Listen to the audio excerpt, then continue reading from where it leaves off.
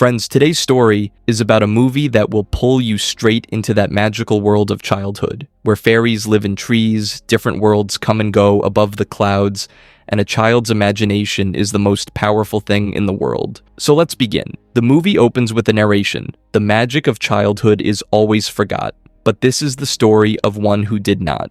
And then we meet Tim Thompson, a dreamer, inventor, and a loving father who saves pasta sauce for his wife. Tim's wife is Polly, brilliant, practical, and brave. Polly comes home from work, and Tim asks what happened. Did the fridge get canceled? Polly says no, it got approved. Tim says then, that's great. Polly's face says, it is not great. The company had installed a hidden camera inside the fridge to monitor people's eating and drinking habits without any permission. Polly said to remove it, the company refused, so Polly quit her job. Tim says good for you.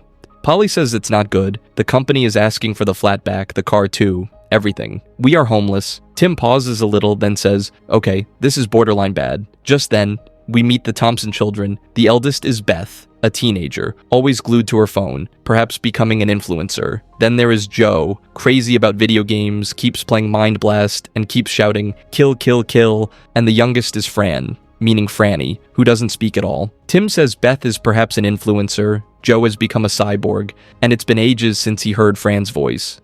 Tim, getting frustrated, says that the children's childhood is slipping out of his hands. He is failing. Polly suggests, let's run away, let's start a new life. Tim takes out an old dream binder, a 15-year-old dream. Countryside, Polly asks, have you gone mad? And just like that, the Thompson family is going to the countryside. Beth yells that this is the oppression of patriarchy and that Dad has brainwashed Mom. Polly firmly states that they both are totally united on this decision. Joe asks, will there be Wi-Fi? Tim gives everyone books. Joe says in shock, books? Tim says yes. Beth asks, why don't we ask Grandma for money? Tim says, we don't have to tell Grandma right now. Beth asks, is it because Grandma called Dad a loser? Tim says Grandma considers everyone a loser, especially me. Polly says it will be tough, but we have to trust it. Tim says he has a feeling. Where they are going, there is a wood that is filled with the most beautiful big trees. Beth says, great trees, literally the most boring thing in the world. In the car, the signal starts disappearing. 5G, 3G, 2G, 1G. There is no taxi at the station. Tim asks, any taxi? The station guy says, nope. Tim takes out his phone. Any taxi now? Again, nope. They have to walk on foot. Joe says his legs are hurting, he is feeling achy. Tim explains this is called exercise, Joe. Tim gives him an apricot. Joe says it tastes unhealthy. Tim says if it tastes unhealthy, then it is healthy. Beth asks, how can they afford this place, even though they are poor? Tim explains the farmer said pay by the end of the summer. During this time, we will grow tomatoes, make pasta sauce, sell it, pay 20,000 pounds, and the place is ours. Beth asks what kind of house for 20,000 pounds. Tim says, a house that is not a house. And it truly is a barn. Beth says, wow, it really is just a barn. Tim says, with huge potential. Inside there is no electricity, no Wi-Fi, and there's an old landline that doesn't work. Joe asks, did we time travel? There is a tractor parked in the living room. Beth screams, how do I charge my phone? Tim shows a landline. Trusty old steam phone. That too is dead. Farmer Brian and his wife Bella arrive. Brian says the duvets are upstairs, the rest is up to you. Bella introduces herself. I am Bella, Brian's wife, but while leaving, Brian and Bella seriously warn them. Keep the windows closed at night, and do not go into the wood up there. Some people say it's enchanted. Strange creatures, floaty lights, weird noises, the usual things. Tim says I wouldn't call that usual. Brian asks why was it so cheap? Both leave laughing. Their faces. Tim tries to sing a family song. Everyone refuses. Beth says she is going to bed and hopes she never wakes up. Joe leaves too. Polly says the wood is wet, the fire won't light. At night, Polly goes to put Fran to sleep. She says you were such a chatterbox in childhood, remember? Your ideas used to be the best. Don't hide it away, darling. And just then, Fran says, I saw a fairy today. Polly gets startled, tells Tim that Fran spoke. Tim asks what did she say. Polly says, I saw a fairy today. Next morning, Fran finds a note. Thank you for giving my purse back. Come and see us for tea and cakes at the Faraway Tree. From your friend, Silky. P.S. Don't tell Moonface. Bring a gift. Fran follows the instructions. Go into the wood, cross the stream, go under the tree, ignore the signs, reach the clearing, close your eyes and say 3 times, I believe in magic. And just then, a massive magical tree appears. The Magic Faraway Tree. Fran climbs the tree and first meets Moonface. the tree's self-proclaimed boss, who considers himself the wisest and cleverest creature. Moonface sees Fran and shouts, "Thief! Intruder!" He sends Saucepan Man for help, but Saucepan Man is hard of hearing, hears everything wrong. Hearing, "Go get help," he starts throwing kelp. Then Silky comes. A fairy who has silky golden hair is kind and had invited Fran. Silky tells that Fran is not a stranger, she brought a gift. Moonface does not believe. Humans are forbidden in enchanted wood. Silky says, on bringing a gift it is allowed. It was decided in the last general meeting. Fran gives a fidget spinner as gift. Moonface tries it, then Fran meets Angry Pixie, Dame Washalot, who pours water from a bucket, and Mr. What's-his name, whose own name he does not remember. Dame Washalot tells that today at the top of the tree is Land of Goodies. Little one will have a lot of fun, no need to be scared of anything. But one warning, have to come back before the land turns, otherwise stuck forever. Fran and Silky activate launch mode, magical ride, twirling, spinning up to the clouds.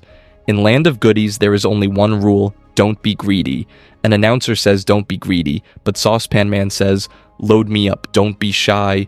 Pop cakes are there. Fran asks why are they called pop cake.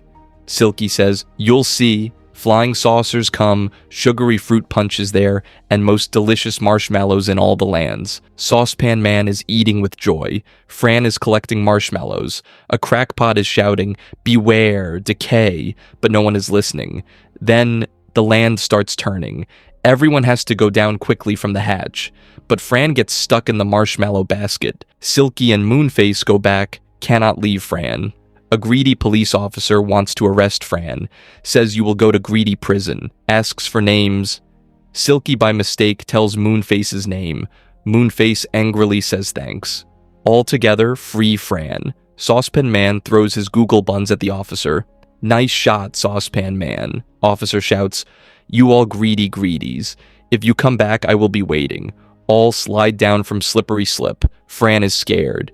Moonface says, worry not, nothing to be afraid of. 5, 4, 3, 2, 1, whoosh. Here, Tim and Polly find out that Fran is missing. They ask Beth and Joe. Beth says this is Dad's fault, telling the jungle is magical filled Fran's mind. Joe is asking for electricity. Electricity comes from plugs, don't you know? Beth shouts that if Dad had a job with Mum, then we would not have to come here. Then Fran comes back, hugs everyone. Tim asks where were you? Fran tells went to Enchanted Wood on Faraway Tree, got stuck in Land of Goodies, Saucepan Man and Silky saved me. Beth says Fran has gone mad, non-talking Fran was better, but Tim is happy that Fran is speaking. Tim says next time if going to Enchanted Wood, then go with Joe and Beth. Fran takes Beth and Joe to Enchanted Wood. Close your eyes, say I believe in magic 3 times. Joe says, tree is visible. Beth refuses.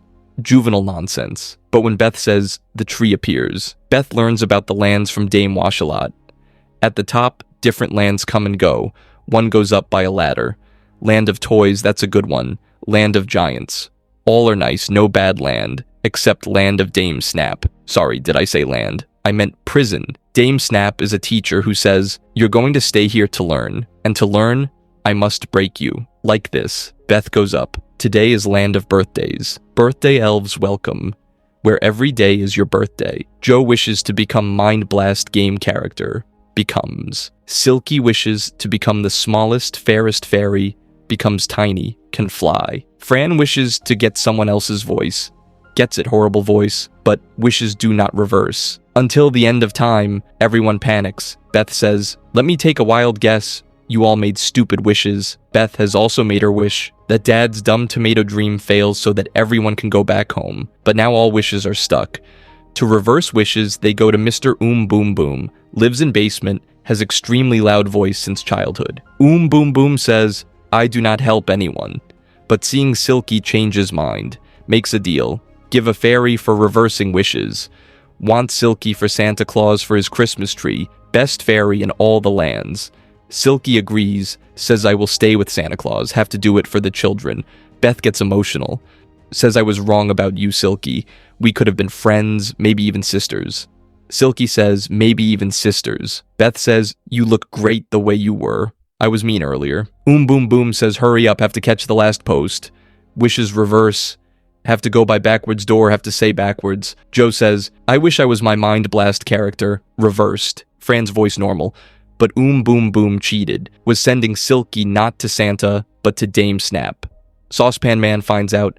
Beth rescues, handles Boom Boom with toffee gun. Silky back to normal size, says wings and tininess were not real. I prefer me. Beth says to Silky, don't let any boys boss you around. Silky gives Beth a pretty flower. Grandma Frida arrives by helicopter. German accent, strict, disapproving. Says to Tim, you don't leave job on moral principles. What will I say in the club? Unemployed. Will say, she is in coma.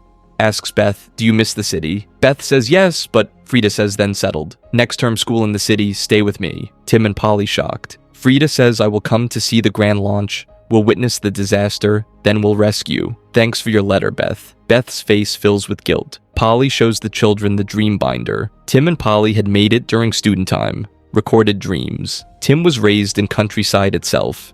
His dad used to grow tomatoes, but suddenly died. Tim and his mom tried to run the business, but it was too much for two people. They moved to city. Tim went to art school. Polly tells Tim wanted to become rock star, but stayed busy raising the children so that Polly could pursue her dreams. Polly invented the fridge. One day we'll make a space station. In Dreambinder, one drawing. Family and countryside, living on the land, happy children. This was the dream of Tim and Polly before the children were born. Polly says we were all growing apart. Maybe this place can bring us back together. Maybe it's worked. Tomato sauce is getting ready. Family is working together, harvesting, bottling, tasting. Tim speaks an Italian accent. Fran and Joe do spaghetti race. But in Enchanted Wood, Silky and Moonface are worried that the children are not coming back. Moonface says it always happens like this. They grow up, they forget. Then the children tell that Decanio's, the world's biggest tomato sauce company, is coming on the grand launch. Tim gets excited, but friends, then everything breaks. Maggots got into the tomatoes. The entire crop is ruined. Tim breaks, adventure over, start packing, have to cancel Decanio's, but then Beth says, give 2 hours. Tim asks why. Beth says cannot explain, just trust. Tim agrees. Beth admits it is her fault. In Land of Birthdays, she had wished that the tomatoes fail. Joe asks, why didn't reverse? Beth says, didn't, but now I've got to fix it. Beth takes everyone to Enchanted Wood. Moonface is angry, says humans abandoned, done helping. But Silky says these are our friends. We'll help, plan is made. From Land of Spells, need one plant growing spell that fixes the tomatoes. But Land of Spells is months away. Today on the tree is Land of Know-Alls. They can tell how to reach. Know-Alls tell there is a land hopping machine like Mind Blast Plane. Everyone flies, reach Land of Spells, spell is got, but Spell Guy is not ready to sell. Wants something priceless which cannot be bought or sold. Moonface and all together do some such dance, which looks beautiful to the Spell Guy, and spell is got. But Plane gets tired, power finishes, starts snoring, says I'm asleep. Crash land in an unknown land. Fran remembers Dame Washalot had told about one land which is like prison, land of Dame Snap. And truly, Dame Snap welcomes. Welcome all you new pupils to my school and so keen. I didn't even have to lure you here. You just walked right into it, like so many little flies into a spider's web. Dame Snap is a nightmare teacher and kills one fly. Says earlier they used to call her Dame Slap, but school inspector banned hitting. Now inspector also doesn't come, and children also don't. Asks Mr. What's-his-name, he cannot tell. 3 days detention. Beth makes plan. Deliberately go to detention. Escape will be easier. Moonface deliberately messes. Saucepan Man insults. Everyone in detention. In prison, Moonface reveals that he knew Tim. Timmy. In childhood, Tim used to live here, used to come in Enchanted Wood, was most close to Moonface. One day stopped coming. Moonface thought forgot, like all humans do. Moonface emotionally says children believe in magic, grown-ups always forget. But Fran says he didn't forget. He came back. He came back after all. Moonface's eyes fill with tears, says right. Plan, saucepan. Man puts a little from Spell's bottle on a rotten potato. Potato grows giant size. This is strong stuff. Saucepan Man says, saucepans are the perfect protection in a situation like this. Fire in the hole. Fire giant potato on prison wall. Jail breaks. Dame Snap shouts, who wants to get out of prison? Everyone runs. Faster, faster. Hurry, Fran. Reach Landhopper. Plane is sleeping. Fran kicks the plane. Plane wakes up. Dame Snap comes out of gate, very angry, but everyone flies away. At home, Tim has cancelled grand launch, telling villagers sorry, tomatoes failed. But then Beth comes, and guess what happened? Spell worked. Tomatoes came back. Beautiful, perfect.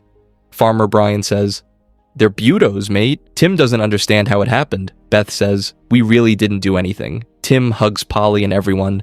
Amore mio. Grand launch successful. Decanios gets impressed. Family finalizes decision to stay in countryside, and movie's last scene is extremely touching. Beth invites her city friends to countryside. Phones in scratch bag, screen in satchel. Friends are impressed. Everything looks so cool, so rural. So friends, this story gives us a beautiful message. Magic is not somewhere outside. Magic happens when a family switches off their screens, looks towards each other, and together follows dreams. Tim did not forget enchanted wood from childhood, and that magic reached his children, because only children believe in magic. But sometimes, if childhood is alive in heart, then grown-ups also remember. Tell in the comment box how you like this story.